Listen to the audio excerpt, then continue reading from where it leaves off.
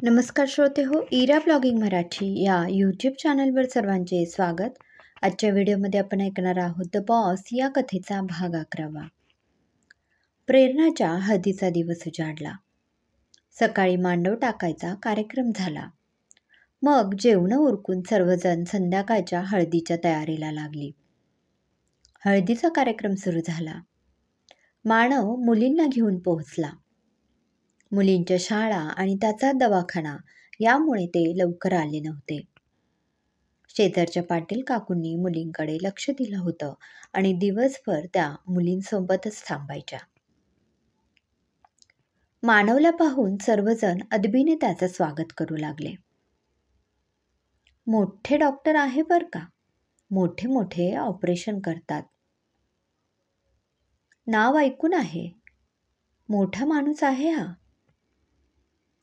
वैशालीला ओरडून सांगावंसं वाटत होतं की अरे याची बायको याच्याहून कर्तृत्ववान आहे. पण माई आणि तनिषाला दिलेला शब्द यापुढे ती हतबल होती. हळद लावताना वैशाली आणि मोठे जेठ यांना भरून आलं. मुलगी आता सासरी जाणार म्हणून त्यांच्या मनात हुरहुर होती. त्या प्रसंगाला बघून इतरही भावुक झाले. पण तनिषावर याचा काडी मात्र असर झाला नव्हता. तिला साधं रडूही आलं नाही. जेव्हा एखाद्या व्यक्तीचा दृष्टिकोन व्यापक होतो, 4-4 कुटुंबांपेक्षा लाखोंचं कुटुंब जेव्हा तो सांभाळतो आणि असंख्य चढउतार ज्याने पाहिलेले असतात, तो अशा भावुक प्रसंगी सुद्धा स्थितप्रज्ञ असतो. हळदीचा कार्यक्रम झाला. सर्व निवांत झाल्यावर तनिषा भैरवला फोन लावते. भैरव उचलत नाही. झोपला असेल म्हणून तेही पुन्हा करत नाही.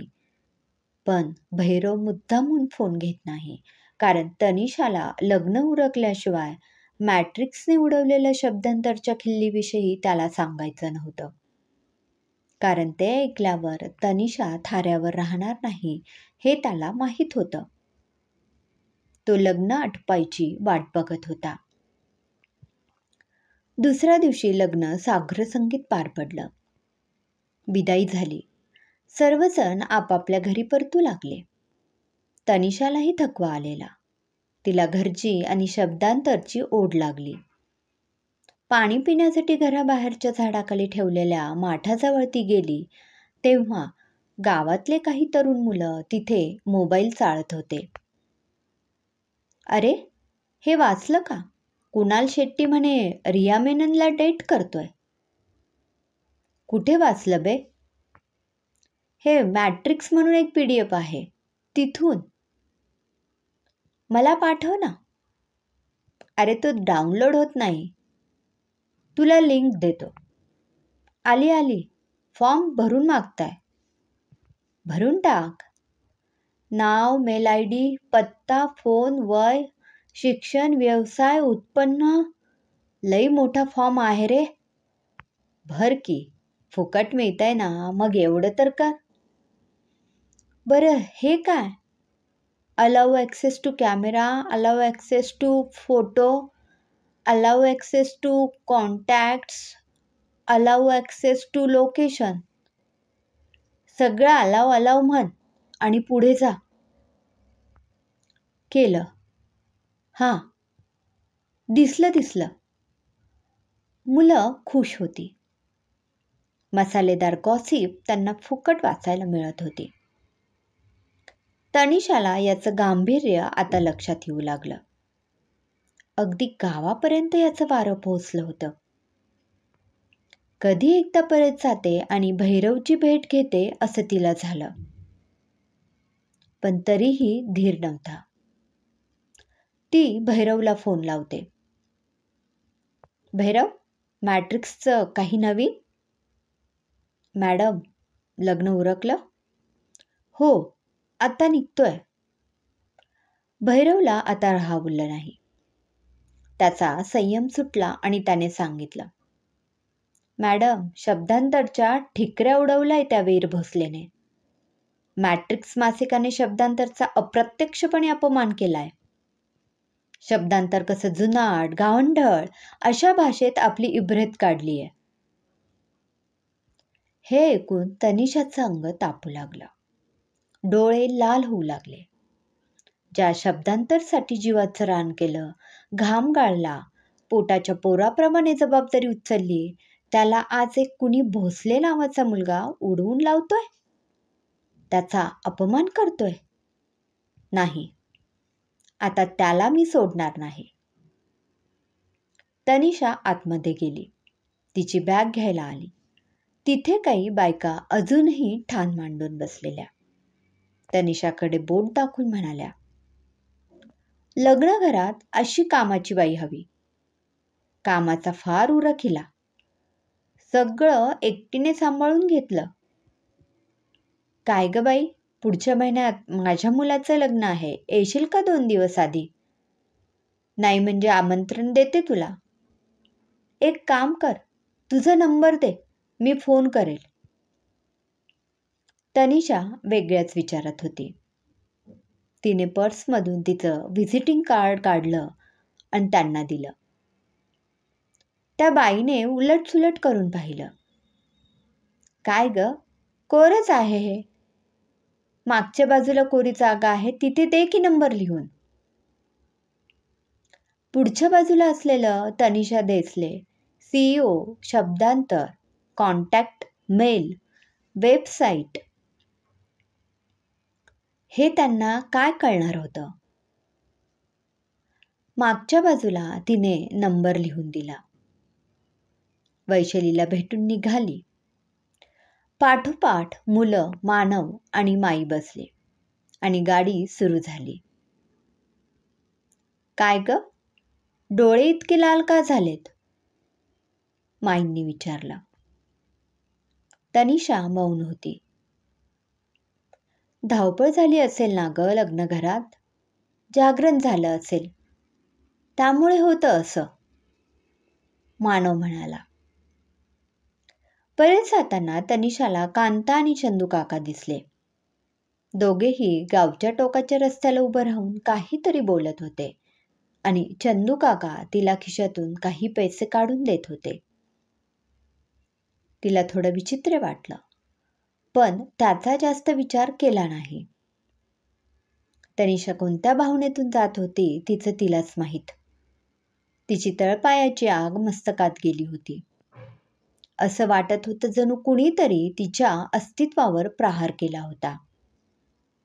तिने उभ्या केलेल्या साम्राज्याचं कुणीतरी हसू केलं होतं. तिचाच नव्हे तर शब्दांतर सोबत जोडल्या गेलेल्या प्रत्येकाचा हा अपमान होता. गाडी सुरू होती. मानव, माई आणि मुलं पेंगले होते. पण तनिषाची नजर पूर्ण प्रवासात स्थिर होती. समोर एकटक ती बघत राहिली. ड्रायव्हरने गाणे सुरू केले. त्यात महिषासुरमर्दिनी स्तोत्र सुरू होतं.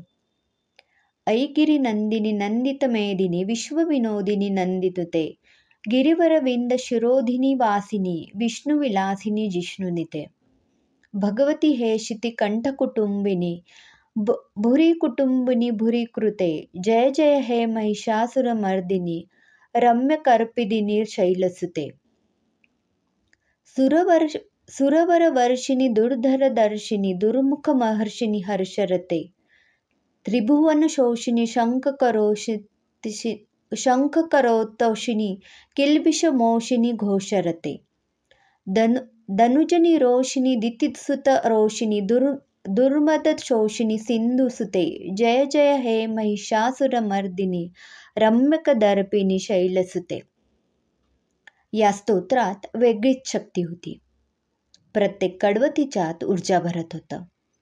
या क्षणी ती खरोखर महिषासुरमर्दिनी भासत होती. मॅट्रिक्स नावाच्या अधर्माचा नाश करण्यासाठी सज्ज होत होती. वीर भोसलेने केलेल्या प्रत्येक अपमानाचा बदला घेण्यासाठी तिचे हात शिवशिवत होते. आता असा काही वार करायचा की एका क्षणात मॅट्रिक्स आणि वीर भोसले गारद होईल. मॅट्रिक्सने लावलेलं लांछन फक्त शब्दांतराचं नव्हतं, तर ते लांछन होतं एका स्त्रीच्या कर्तृत्वावर. तो अपमान होता एका स्त्रीच्या बुद्धिमत्तेचा.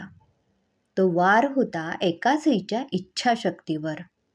अपमान होता एका स्त्रीने उभ्या केलेल्या साम्राज्यावर. सर्वजण परतले. रात्रीचे 9 वाजले होते. तनिषाने कपडे बदलले. मानवला कल्पना देऊन मागच्या दाराने ती शब्दांतरच्या ऑफिसमध्ये जायला निघाली. ऑफिसमधले सर्वजण घरी गेलेले. फक्त मोजका स्टाफ, कॅन्टीनमधला स्टाफ, सिक्युरिटी आणि भैरव तेवढा होता. मला माहीत होतं मॅडम तुम्ही याल, म्हणून आज इथेच थांबलो. भैरव, तू घरी जा. मला आज काय तो सोक्षमोक्ष लावायचाच आहे या वीर भोसलेचा. मॅडम, तू खरंच जा. मला एकटं काम करू दे आज रात्री. तनिषाच्या चेहऱ्यावर असलेला ताण भैरवला आता स्पष्ट दिसू लागलेला. पण मॅम आल्या आहेत तर काहीतरी पर्याय नक्कीच निघणार या विचाराने तो काहीसा शांत झाला होता. तनिषाने केबिनमध्ये 2 लॅपटॉप समोर ठेवले. प्रिंटर तयार ठेवलं. कॅन्टीनमधून कॉफी मागवली. इतका थकवा आलेला असतानाही शारीरिक मर्यादांवर मात करून एक रणरागिणी आता लढायला सज्ज झाली होती. क्रमशः लेखिका संजना इंगळे. श्रोते हो, कसं वाटलं आजचा भाग कमेंट करून नक्की कळवा. पुन्हा भेटूया कथेच्या पुढील भागात. धन्यवाद.